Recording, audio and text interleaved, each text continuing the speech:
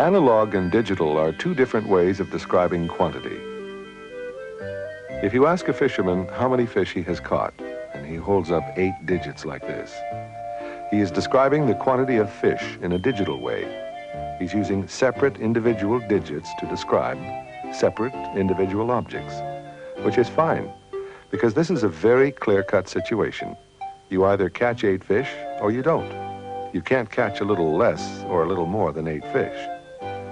But if you ask the fisherman how big the fish was that got away, and he holds his hands up like this, he is describing the quantity of missing fish in an analog way. The distance between his hands is an analogy for the length of the fish. And this analog way of describing quantity is much more convenient than the digital way when you have to describe something that can vary continuously, given the elastic nature of the average fisherman's memory. In the world of machines, one of the commonest analog devices is a dimmer. The turning of the knob corresponds to the fading up or down of the light. It is a continuously variable device. The light can be more or less on.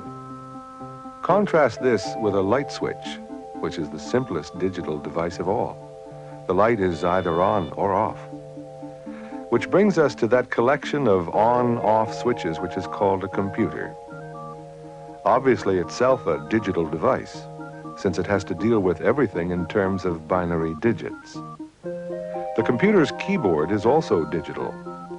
There are lots of separate individual keys, and you either press one or you don't.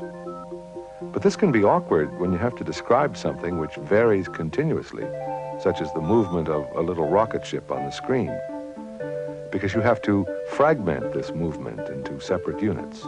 Forward 30, right 90, forward 30, and so on. So here is where it's much better to use the analog way of representing continuous movement by means of game paddles, which relate directly to what is happening on the screen. The more you turn the paddle, the more the rocket ship turns. But there's room for both ways, of course, both analog and digital.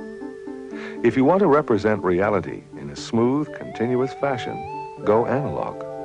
If you want to represent reality one little piece at a time, go digital. Computers operate in the digital world, but not humans. So how do we digitize information from books, photos, or even music from the analog world into the digital world? Now there are many ways to do this, but here's a quick overview. First, let's start with books that are made of pages or words, and each word is made of letters from the alphabet. To change a book from a printed page into a digital version, all you need to do is assign a unique value, or digits, to each letter in the alphabet, and then convert each letter in each word in each page of the book into digits that represent that letter, hence turning a book into a long stream of digits, and voila, you've just digitized the book. Photos are a bit different. So photos are made up of colors, and in the visual world we assign a number for each color. Then we take a photo, create a grid around it, and transform each square of the grid into a single color. Then since each color has been given a unique value, it's quite easy to see how we can digitize a photo.